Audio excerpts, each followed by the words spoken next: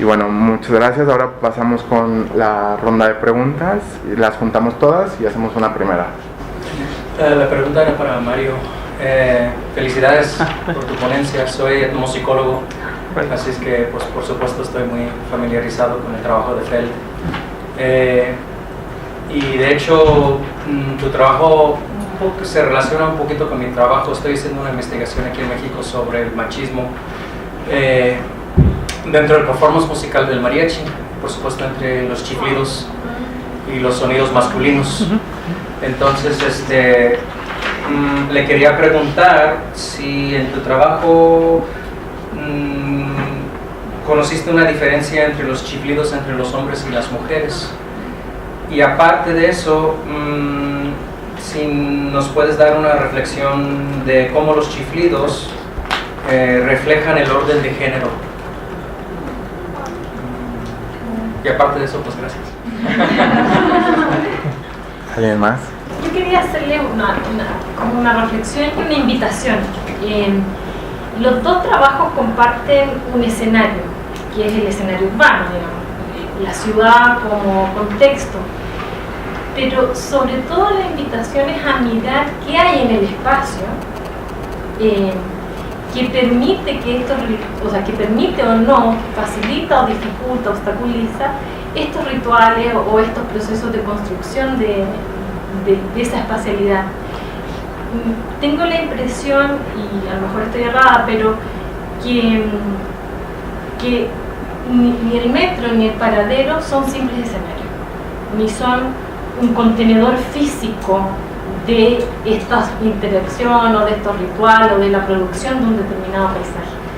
Creo que el espacio tiene un papel importantísimo. De hecho, si no fuese así, no se habría cerrado ni se habría dictaminado esta idea de cerrar los últimos vagones. En ese sentido, la invitación es a mirar otras disciplinas y particularmente a la geografía.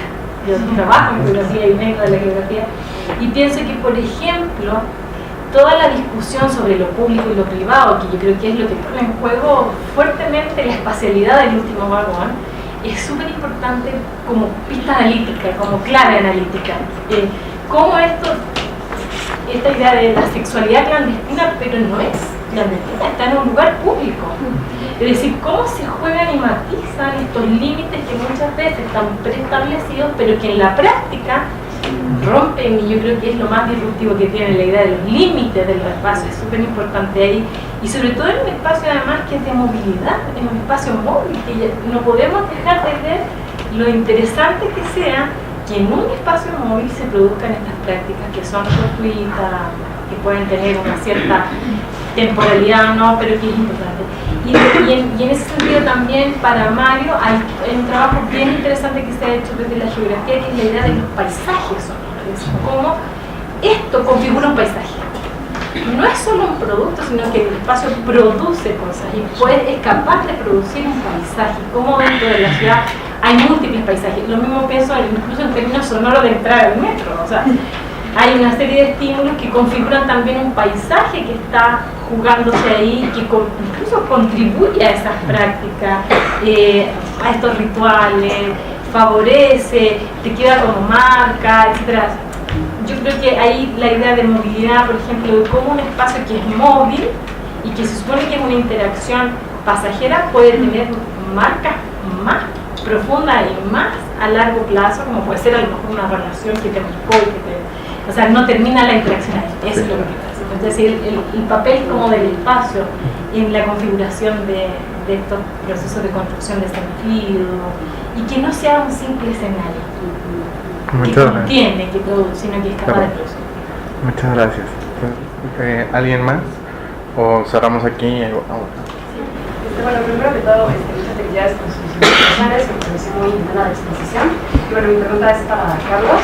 De las entrevistas que hiciste, ¿cuántos casos pasaban con una interacción verbal? Porque me llama la atención este énfasis, ¿no? Surge en la investigación de esta comunicación en miradas, ¿no? Roces, y parece ser que hay como una preferencia por esa comunicación no verbal. Y también me pregunto, ¿no?, si esta preferencia es con base al espacio, ¿no?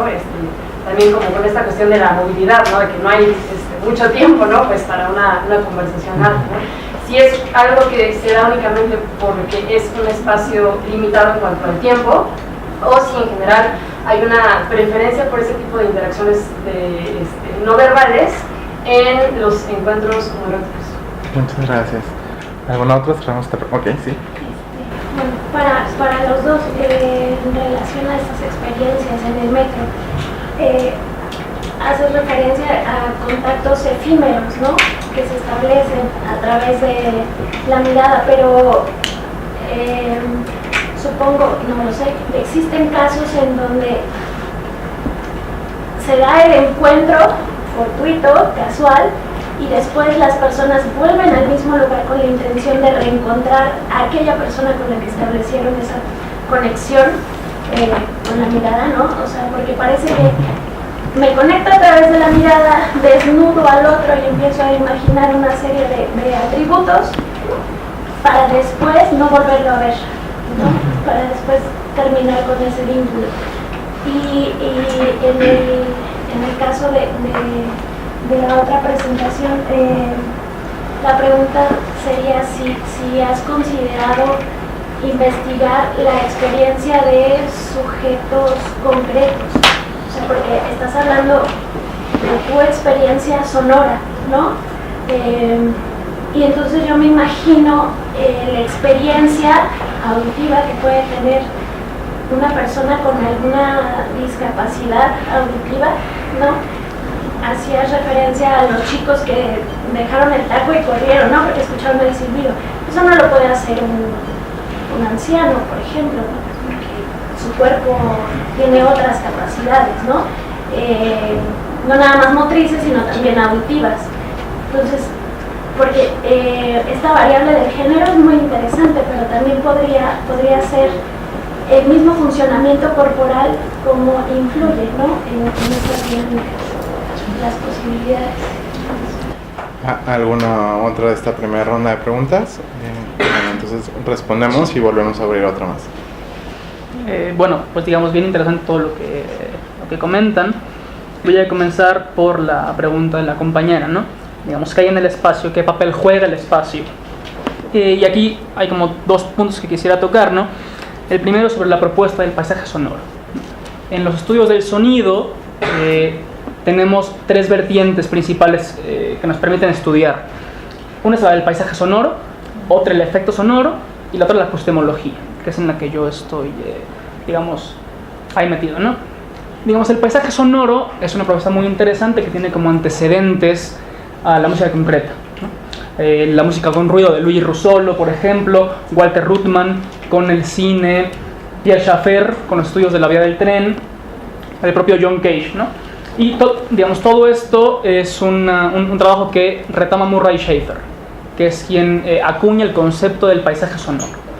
Un autor aún vivo, ¿no? Es un compositor ambientalista de Simon Fraser, ¿no?, que tiene un libro que se llama La afinación del mundo.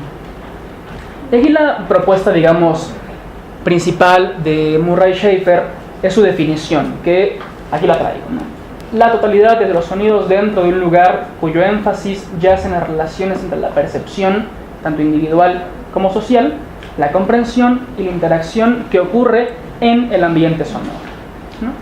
Y aquí tiene algunos conceptos como el evento sonoro, la esquizofonía, que es la separación de la fuente del sonido y la percepción sonora, el diseño y sobre todo, al final de su vida, se hizo muy hippie, y se fue a vivir a las montañas para una ecología acústica y una limpieza de oídos.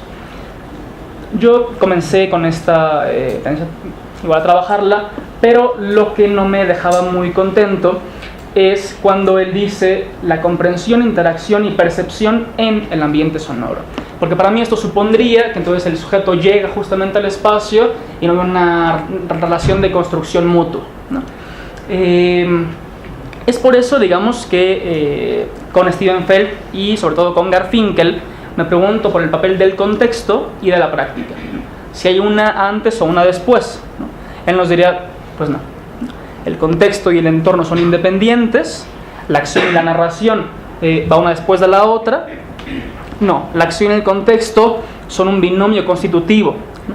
Tienen una mutua determinación. Y claro, digamos, con ahora me doy cuenta que falta una reflexión sobre de qué forma los recursos sonoros construyen en sí mismo el espacio, ¿no? Y de qué forma el espacio, digamos, el espacio determina mucho el uso del sonido como la tecnología, ¿no? Es decir, pues yo tengo que gritar porque si les digo, oye brother, ya salte, pues no me van a escuchar. Yo voy a chiflar porque los que vienen del metro tampoco van a escuchar, ¿no? Entonces, bueno, sí, eso lo tengo que considerar. Gracias. Bueno, en tu pregunta igual me pareció bien interesante.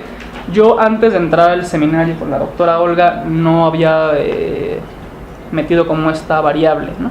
Pero desde todo el semestre pasado tengo como muy en cuenta la reflexión de que el sonido es producido por cuerpos genéricamente diferenciados, por supuesto, ¿no?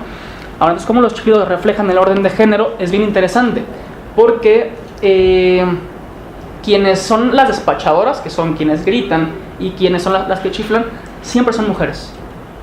Son dos mujeres, Fátima digamos a partir de las 2 de la tarde y hasta la 1 de la mañana, que es la última salida, y esta otra chica con la que no he podido tener ningún tipo de acceso, porque tuve broncas, ella está con su novio y mil cosas, pero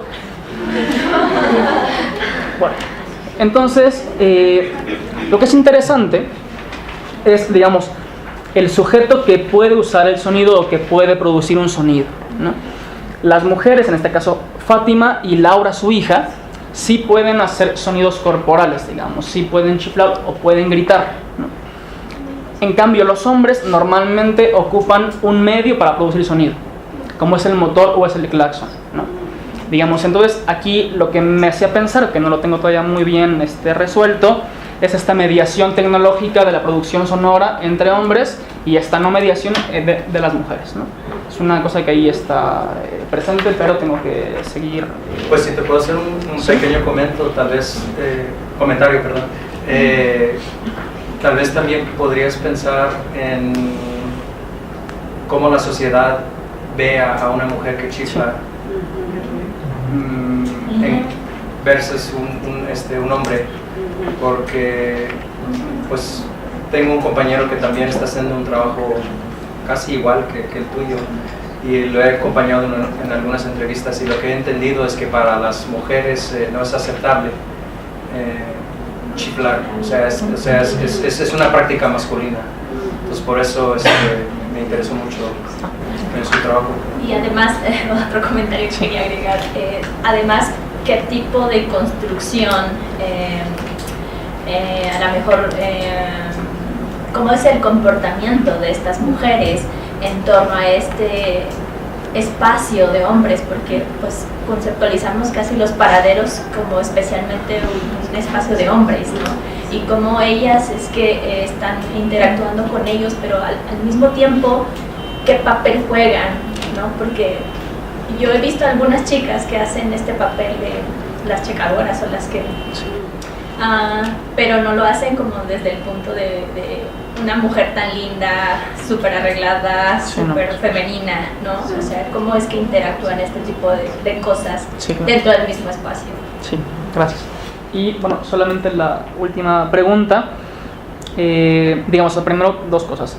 Sí estoy hablando también sobre mi experiencia, ¿no? Que fue una cosa que en el seminario trabajamos, ¿no? Como la experiencia somática del propio investigador, pero sobre todo, y como mencioné un poco la epistemología, lo que piensa, digamos, la epistemología y la antropología sonora, y sobre todo la etnografía sonora, digamos, no se preocupa propiamente del sonido o de la experiencia sonora que tiene el propio investigador, sino de las personas que lo están produciendo, lo perciben, y sobre todo quienes lo están dotando de sentido, ¿no?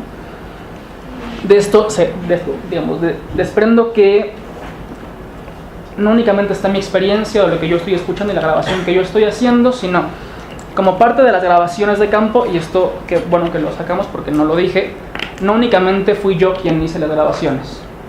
Digamos, yo lo que hice es a quienes están en el paradero les di una grabadora y les dije, grábame los 3 sonidos que más, digamos, que te parecen que involucran el espacio, ¿no? o muchos dijeron, oye, es que no sé cómo usarla, se me va a perder. Le dije, bueno, entonces toma la foto del momento en el que estén haciendo el sonido que te parece más importante de aquí, ¿no?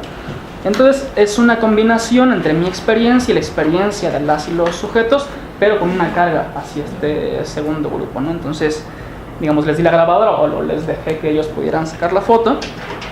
Y sobre la idea de la discapacidad, ¿no? Pues me parece muy interesante. O sea, la verdad no lo había considerado, pero me parece bien interesante lo que ahora me dices, entonces voy a intentar meter esta variable también en el estudio. Sí, gracias. Bueno, ahora respondiendo un poco hacia el asunto del espacio, del lugar, decías, la cosa del escenario, que también, digo, sí es enteramente debatible. Sí, ese es uno de los problemas que tuve como en la investigación, ¿no? Entender como el asunto del ritual de interacción inserto en un lugar, ¿no? En un lugar delimitado, espaciado, con límites, como bien lo mencionas. Y esto es algo bien interesante que surgió cuando se implementó el cierre de los últimos vagones. Los usuarios, como en esta etnografía que hice, en los grupos empezaban a comentar que el último vagón siempre va a ser el último vagón. O sea, que aunque cierran los 3 últimos, siempre va a haber un último, ¿no? Entonces, en este asunto de la carga del espacio, del lugar, aquí en ese momento me ayudó un poco de los no lugares, ¿no? De Marc Augé, ¿no? De estas características que tienen esta conjugación entre espacio y experiencia y entre tránsito mismo. Esto es bien interesante además, y que son como apuntes que sin duda tengo que hacer, ¿no? Porque además sería bien interesante una perspectiva geográfica que nos dicen desde los espacios, desde la delimitación. Es bien interesante porque es esto, ¿no? El último vagón se carga consigo mismo, el último vagón siempre va a ser el último vagón y siempre va a establecer ese ritual, ¿no? Es como la cajita que te llevas, es como la cajita feliz que se llevan consigo mismos, porque además es un ritual. El trabajo etnográfico que hice me dio cuenta de que el ritual se lleva en todas las líneas, en todos los horarios, cambia por el tipo de afluencia, cambia por la hora en que se hace, pero el ritual permanece, ¿no? Es como una latencia en el lugar, que permite que en cuanto se suban y establezcan esta serie de ejercicios ritualizados de técnicas corporales, se lleve a cabo, ¿no? Pero sin duda el asunto del espacio es bien importante, porque también esto de lo público y lo privado, de cómo podemos delimitar y describir la clandestinidad en un espacio público, ¿no? Cómo podemos darle esta característica de clandestino a un encuentro que en realidad es público, ¿no? Y que cualquiera puede verlo, ¿no? Si abusa un poco la mirada.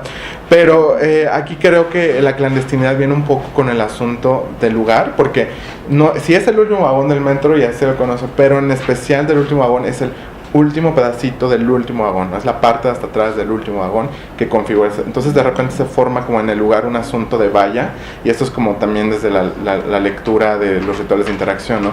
Los participantes cuidan el ritual y cuidan a partir de unas técnicas en las que forman ciertas vallas para cuidar que no vea a la gente que no participa, pero para que los que puedan participar sigan participando, ¿no? Y una especie de mirar, hacer, dejar hacer, ver, dejarse ver, ¿no? Y cuidarse entre todos para que este ritual, ciertamente el cierre marcó un cambio en las dinámicas, porque era ahora algo que ya debían cuidar, ¿no? Y eso al menos lo dejaron claro los entrevistados. Sin duda sí, me gustaría como explorarlo desde el lugar, desde la geografía, desde el espacio, más allá de los no lugares, ahora desde el lugar mismo, ¿no? Desde los límites, las limitaciones, porque además muchos de los entrevistados, muchos de los encuestados hacían mención que eran importantes los tubos, ¿no? Que era agarrarse del tubo para evitar que vieran de cierta forma, para tocar de cierta forma, para aproximarse inicialmente, no tocaban el tubo acercando la mano. Entonces ahí también sí el espacio, no más que un no lugar, el espacio mismo, la materialidad misma, fuera de que sea un escenario, permite el ritual, ¿no? Ahí sin duda hay una relación bien importante y es algo que también recupera. Y dentro del propio vagón hay lugares más específicos, o sea, sí, claro. También pensarlo heterogéneamente, uno piensa el metro y lo piensa como un homogéneo, pero incluso dentro del vagón hay microespacialidad. Sí. Y de la estructura del mismo vagón, ¿no? Porque hay vagones que son continuos y hay vagones que son cerrados. Hay vagones cuyos asientos son laterales y otros que están... entonces todo eso sin duda orienta la interacción, ¿no? Pero es sumamente importante el espacio el lugar más allá del escenario. Es bien importante cómo delimita, determina, pone límites, ¿no? Entonces sí es un asunto a problematizar, ¿no? Creo que al final estos trabajos todos son inacabados porque hay para entrarle por todos lados, pero es sin duda bien importante el asunto del lugar. Muchas gracias. Y sobre las entrevistas, de la interacción verbal, ¿no? Sí, creo que todos comentan, y al menos todo lo que pude recabar en la información es que sí hay una preferencia por lo no verbal, porque esto supone además mantener cierto anonimato, mantener cierta clandestinidad.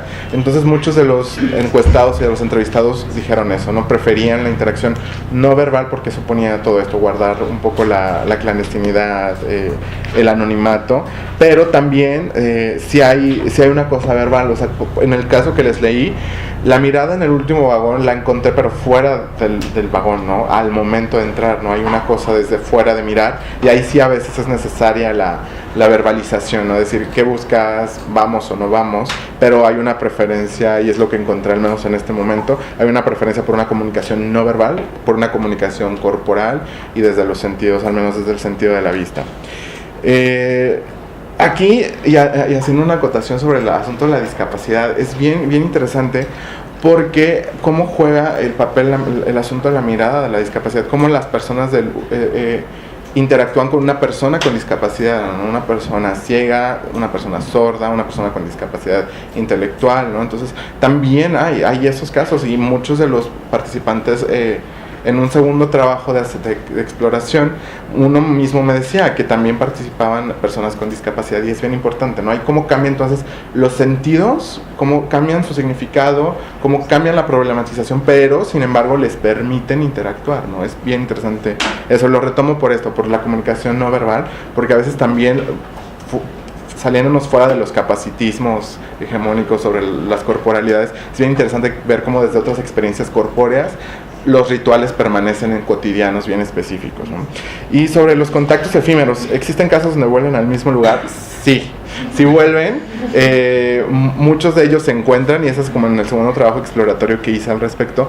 Muchos en una entrevista me decía que sí, que volvía y que se encontraban los mismos de siempre, y ahí está una cierta complicidad, porque ya, bueno, ahora te cuido yo, ahora me cuidas tú. Entonces sí hay un asunto porque además es esto, ¿no? De que sea un transporte público, supone que a veces muchas personas usan la misma línea para llegar al mismo lugar todos los días, ¿no? Entonces sí hay encuentros recurrentes, y hay ciertas dinámicas que ya permiten que haya complicidad entre los participantes.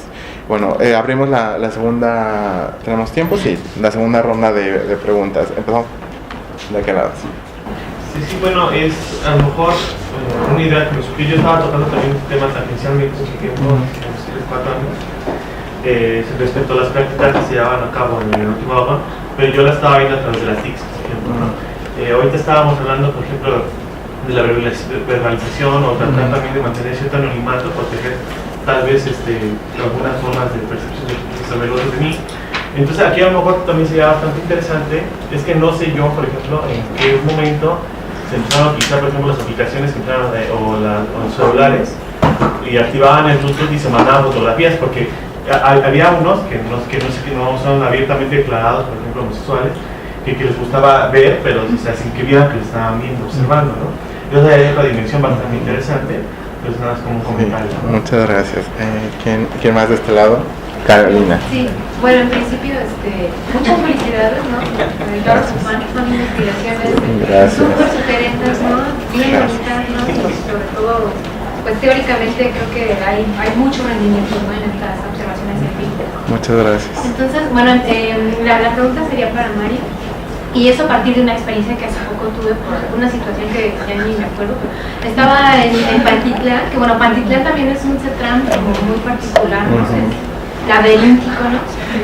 Y eran como las 9 de la noche, una cosa así, pero de repente, bueno, yo iba con otra persona, y se nos acercó una chava, y nos dijo que se podía caminar con nosotros, ¿no?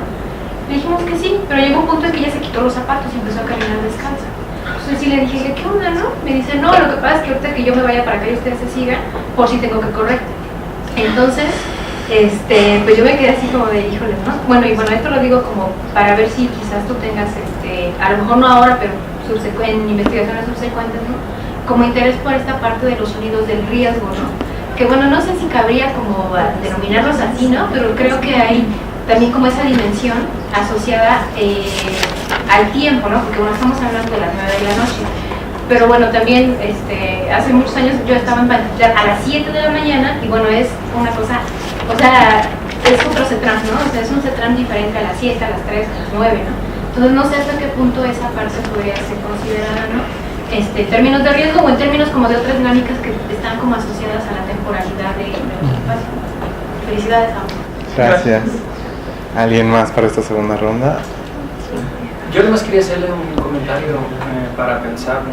Una duda, pero hablando de esta diferencia entre comunicación verbal versus la corporalidad,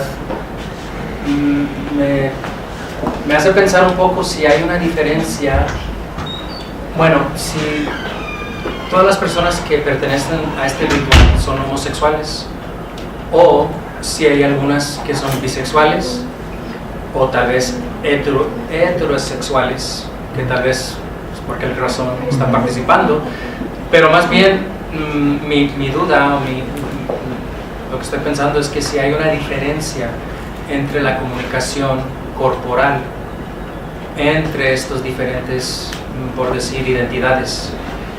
Y también sería interesante tal vez ser una comparación de otro ambiente, tal vez donde pertenece transgéneros, lesbianas, para investigar ese tipo de comunicación, para ver dónde son los límites y si hay diferencias o si es todo igual, o entre un hombre y una mujer pues es igual, pero es algo como acá, ¿no? Okay. Muchas gracias. Chus, y también felicitar a los compañeros, perdón, llegué tarde, pero ya he platicado con Carlos en otras ocasiones sobre sus trabajos, ¿no? Tenemos muchas cosas, términos de investigación en común. Y sumándome a las preguntas del compañero, que han sido súper interesantes, por cierto. Quisiera preguntar, Carlos, si ya lo mencionaste mientras yo no estaba, disculpa, pero ¿cuál es la dimensión de género, en términos de género, desde dónde vas a abordar tu trabajo? Porque también un poco lo que comentaba el colega, yo no creo que sea una práctica de homosexuales, creo que es una práctica de homoerotismo, ¿no? Que es distinta. Entonces aquí no juega tanto la identidad, sino más bien juega quién quiere ser tocado, quién quiere tocar, ¿no? Entonces, eso por un lado, y por el otro, ¿qué pasa con el género? En términos de género, ¿desde dónde lo abordas? Me viene a la mente, por ejemplo, trabajos de Hubbard, que habla sobre la configuración heteronormada del espacio público, ¿no? Pero quisiera saber sobre eso. Muchas gracias.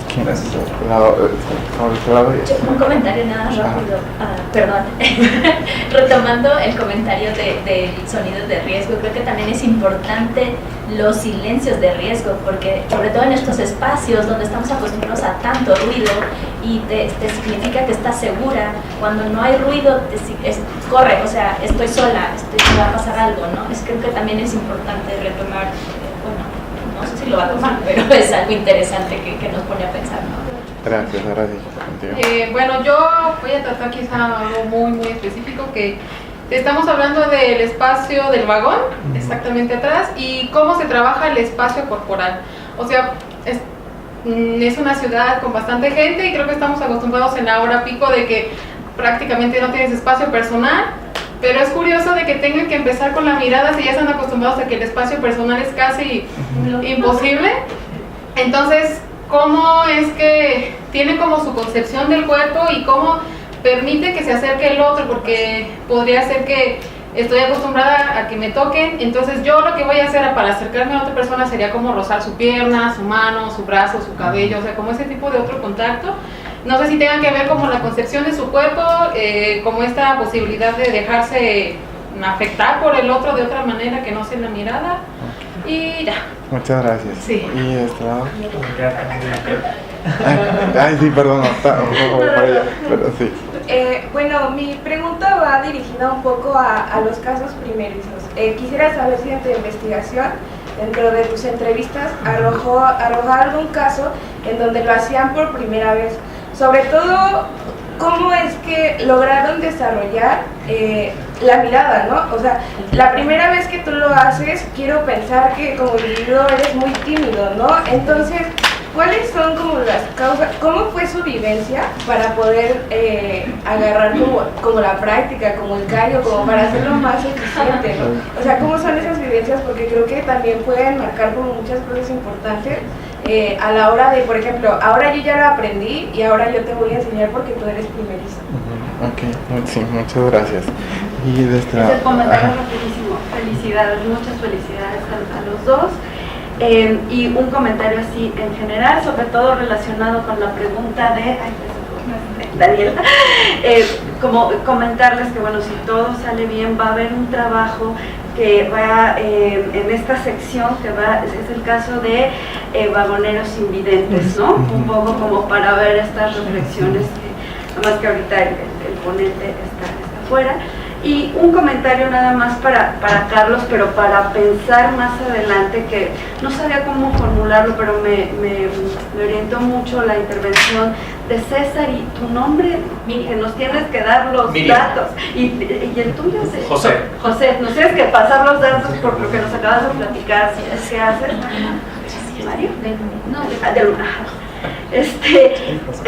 Como sería bien interesante, o sea, en función de lo que te comentaban ambos, de pronto, para el doctorado, no sé, ver si cambian estos filtros de sexoexpectativas en el sentido de Friedman, ¿no? Relacionados con la orientación sexual. O sea, el paquete, o sea, no sé, se me hizo como muy, muy interesante, pero eso, o sea, yo sé que eso va después, ¿no? Pero es muy sugerente la manera en que ahora estás. Sí, claro. Muchas gracias. ¿Alguien más para esta segunda ronda? Todavía tenemos tiempo, mucho tiempo. Entonces, ¿alguna otra más? Respondemos. Bueno, es como un poco dentro del ritual, bueno, algo que estaban mencionando del género. Si observaste o en tus entrevistas que eran, por ejemplo, las mujeres o los hombres los que tenían como esta iniciativa del ritual. Y por otro lado, un poco las personas externas, si veías tú como algún comportamiento, no sé, que se sorprendían, así como de no te acerques a ese vagón, no, vente de este lado, a ese no nos subimos. Entonces, como esta perspectiva de personas que no tienen que ver como con el ritual. Muchas gracias. Entonces, respondemos esta segunda ronda y abrimos una tercera más por si se generan más dudas con lo que volvamos a decir. Entonces, ¿te parece si respondes? Sí. Muchas gracias. Yo tengo pocas preguntas, esta vez se atendieron a Carlos. Y bueno, digamos, son inquietudes que también me han atravesado, ¿no?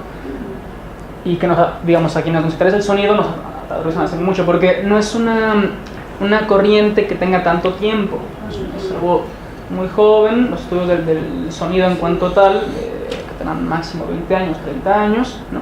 Aunque ya había ejemplos, digamos, de la musicología comparada, que van desde el siglo XIX, ¿no? Con John Ellis, Horvostel, Sack. Digamos, como tal, el sonido ha sido poco explorado, ¿no? Particularmente a mí me interesa la escucha, pero dentro del el tema del orden y el conflicto, me ha interesado mucho el sonido del riesgo o de la anomia, ¿no? Digamos, cómo se representan los sonidos cuando hay un orden establecido y hay algo que salta. Por ejemplo, una experiencia que quedó fuera de la investigación ahora, pero que me pareció sumamente sugerente. Estaba en campo y estaba haciendo una entrevista y de repente llegó un pregonero, ¿no? Que digamos no entra dentro de como tal esto, pero llegó un pregonero que no se establecía normalmente ahí. Empezó a gritar que vendía croquetunas y digamos en 2 segundos llegó el jefe de los pregoneros y todos los vendedores a sacarlo de ahí, ¿no? Entonces, digamos, cómo hay una presencia extraña y se presentó a partir del sonido, algo que me dejó pensando muchísimo, ¿no? Y esto, digamos, nos lleva también a pensar una triada interesante que es sonido, silencio y ruido, ¿no? Yo realicé, y espero que salga pronto en alguna cosa, unas entrevistas usando metáforas sonoras cuando fue la marcha de la familia. Entonces yo les preguntaba, digamos, ahí no fue nada sonoro, sino que más bien fue como la metáfora sonora, y ellos decían, bueno, les preguntaba cómo suena una familia natural. Y decían, bueno, pues tal. Y les decía, bueno, cómo suena digamos, cómo suena un beso homosexual, ¿no? Y todo enfocaba hacia el ruido, al ruido o hacia algo que no debe ser escuchado. Entonces me interesó cuál es la relación entre silencio, ruido y el olvido, ¿no? el tema de la memoria. Pero digamos, todo esto son inquietudes que me atraviesan desde luego y que pienso seguir desarrollando, ¿no? Por ejemplo, en el tema del silencio, el Laboratorio de Música Libre hicieron una actividad sobre, digamos, los lugares silenciosos de la Ciudad de México, ¿no? Parecía que no había ninguno, pero fuimos a los lugares más silenciosos y vimos qué sucede, qué pasa ahí. Y en el tema de la discapacidad, que ya se fue la compañía, ¿no? Digamos, es un tema que sí, en el tema del sonido, sí se ha abordado mucho.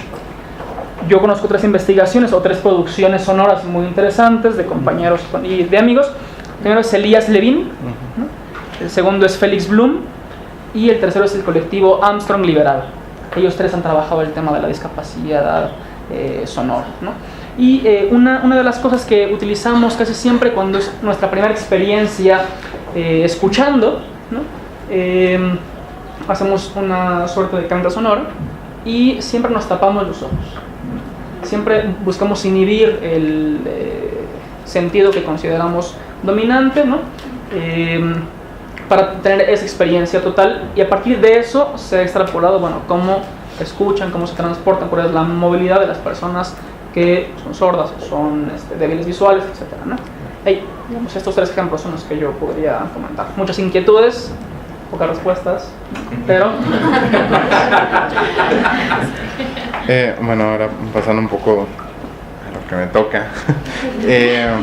El asunto de las TIC sí es bien importante, y creo que si me metiera ahorita como a volver a entrevistar, creo que sí hay un cambio, sí hay una transformación en la forma de interacción, porque el trabajo también tiene una dimensión histórica. Cuando hice el cuestionario, lo hice también pensando en tratar de encontrar un punto de génesis del ritual, ¿no? Esto en temporalidad, es decir, desde hace cuánto, más o menos un cálculo aproximado de tiempo en el que el ritual, y había personas que narraban que para ellos el ritual se lleva a cabo desde hace 20 años o más, y estoy hablando de que el cuestionario lo apliqué en 2013, entonces desde 20 años atrás ya ellos participaban en el ritual, ¿no? Entonces hay una dimensión histórica que ha ido cambiando el ritual y que ha ido acoplando nuevas cosas, y muchos de los testimonios que salieron desde los cuestionarios era de gente que decía que sí, o sea, narraban el proceso cuando era por Bluetooth el intercambio de fotos para hacer el encuentro, ¿no? Entonces sí hay una dimensión histórica, creo que esta ritualización de las prácticas a veces lleva a ellas mismas a acoplarse, a integrar nuevos elementos de acuerdo a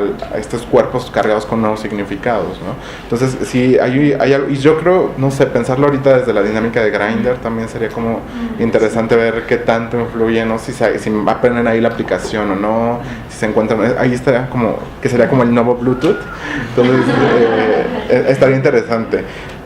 Bueno, eso, muchas gracias. Sí, sin duda hay que problematizar siempre, ¿no? Sobre lo de si son homosexuales o hetero, lo que mencionaban los compas, y un poco lo que menciona César, ¿no? El asunto de la dimensión de género y cómo está atravesada. Mi cuestionario y mi entrevista, yo no estudio masculinidades, sino las estudio por una postura política, ¿no? Yo no me meto con la cuestión de los vatos. Entonces, en esta postura también es importante visibilizar las sexualidades históricamente excluidas, ¿no? Históricamente confesionadas, judicializadas, patologizadas, ¿no? Entonces yo no estudio como tal el asunto de hombres, no estudio hombres, pero estudio las sexualidades, ¿no? El ejercicio de la sexualidad y sexualidades históricamente excluidas. En esta dimensión, el cuestionario y tanto la entrevista era un acercamiento. En un primer momento era de que me contaran ellos si se identificaban o no con alguna categoría de su sexualidad. Más que decir o preguntarles sobre su género, su identidad de género, su expresión de género, era ver si ellos lograban una identificación, y muchos de ellos no lo lograban. En el cuestionario era como más limitado porque eran opciones un poco cerradas, pero lo que traté de hacer fue preguntarles si ellos se identificaban o no, porque el asunto es no suponer la sexualidad de nadie, ¿no? Y con esto no coartar la investigación. Entonces no es un ritual, justamente lo que dice César, no es un ritual de homosexuales. Verlo así es cortarlo y sesgar, además, lo que te pueden arrojar los mismos informantes.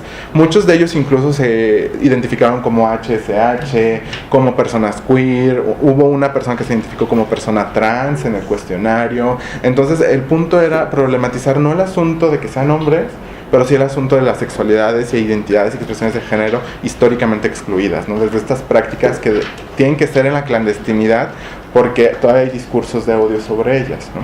Entonces, eso es como el asunto de entre si son homosexuales o hetero. No exploré eso, pero lo exploré desde la sexualidad, ¿no? Desde el ejercicio de su sexualidad, desde su erotismo también. Aquí quisiera hacer una nota, porque es bien interesante lo que pasó con la pulsera roja, y aquí César también lo sabe, porque también se dedica como... Ha estudiado el último vagón también, tiene un artículo publicado, recién publicado, es una especie de comercial, pero pueden ir a descargarlo, es de libre acceso, sobre el último vagón del metro también, problematizado desde otros lugares, pero que tiene muchos niveles de concordancia. Y esto resolvió un poco, antes de publicar la tesis, resolvió un poco mi pregunta principal. Esto pasa también con esta respuesta de odio y de cerrar los últimos vagones, pasaría también con parejas hetero, y la respuesta solito se respondió el hecho social y el fenómeno y el problema, porque hubo en 2013, 2012 un asunto de las pulseras rojas, que era que si tú llevas una pulsera estabas permitiendo un ritual, pero eso solo era para parejas hetero, ¿no? Para un contacto entre hombre y mujer. Y los medios aquí lo tomaron con mucha gracia, fue muy divertido para ellos, lo aceptaron, jugaron con la idea. Entonces, digamos que ya tenemos una respuesta, ¿no? El asunto de las interacciones, bueno, no tenemos una respuesta porque siempre lo sabemos, ¿no? Históricamente son las prácticas más aceptadas y las que son bien vistas. Entonces, en este sentido, sí, o sea, no muchos de los hombres que participan en el último vagón no se identifican ni siquiera como homosexuales, su identidad a veces, porque muchos se identifican como heterosexuales, ¿no? Que ellos mismos participan. Ahí no se trata de problematizar un tanto el género desde los hombres, pero sí su sexualidad, como el ejercicio de la práctica. Aquí trata de explorar cómo estos condicionantes sociales les dicen o les han dicho que deben ser hombres de cierta forma y su sexualidad debe estar orientada de ciertas formas. La dimensión de género que menciona César es bien importante. Cuando yo me acerqué a esto, no está tan sensibilizado en el asunto de los estudios de género como lo estoy ahora, pero ya tenía marcadas tendencias para no estudiar los vatos. Mi dimensión de género aquí está como cruzada desde la teoría queer, ¿no? Desde justamente abrir a los sujetos más allá de estas costuras que parecen que les ponemos su sexualidad, su identidad, ¿no? Entonces la problematización desde el género está atravesada desde lo queer. Y ahora tal vez podría un poco cruzarla con los feminismos decoloniales, los postcoloniales también un poco, ¿no? Entonces creo que esto es bien importante siempre problematizar, porque siempre encontramos nuevas cosas, y la verdad es que sí encontramos deficiencias, ¿no? Este asunto de que se me haya escapado a veces cruzar el género tan directamente es bien delicado, pero ahora que tengo oportunidad de rehacerlo, me permite cruzarlo y entenderlo desde otros lugares. ¿Cómo se ve esto del espacio corporal que mencionabas, de cómo es que pues, sí, estamos bien apretados en la ciudad,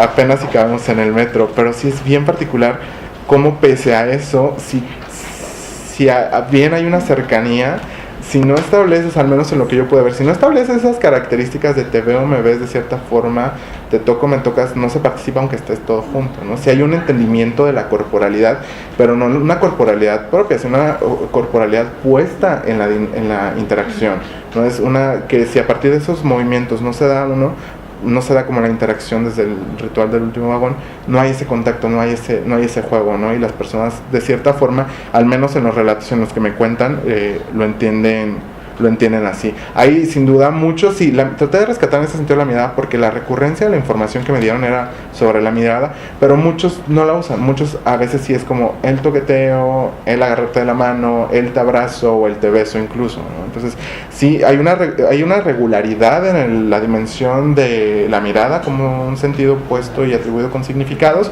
pero también sin duda hay otras formas de usar el cuerpo que también intervienen, ¿no? Y sí, hay un caso donde lo hacían por primera vez. Hay un caso bien interesante de un compa de las entrevistas a profundidad, que me contaba su primera vez en el último vagón. Dice que él le dejaron una tarea de secundaria, él tenía 15 años, le dejaron una tarea, él tenía que ir a Chapultepec, tomó la línea 3 de la universidad a centro médico, y me cuenta que él no sabía, que él simplemente se fue al último vagón, empezó como a leer, estaba sentado, y de repente empezó a notar ciertas cosas, empezó a ver ciertas dinámicas, empezó a ver cómo la gente se miraba, y él lo cuenta así, ¿no? Y dice, yo me bajé y ya no pasó nada esa vez, pero entendí que algo pasaba, y eso lo cuenta, ¿no? Entendió que algo pasaba, y es un poco cómo van aprendiendo estas cosas. Vio por primera vez, entendió, y cuando quiso lo aplicó él, y él lo narra así, ¿no? Ya cuando era más grande y que estaba en la universidad, narra que cuando iba en el metro ya sabía porque había visto y entendía la dinámica.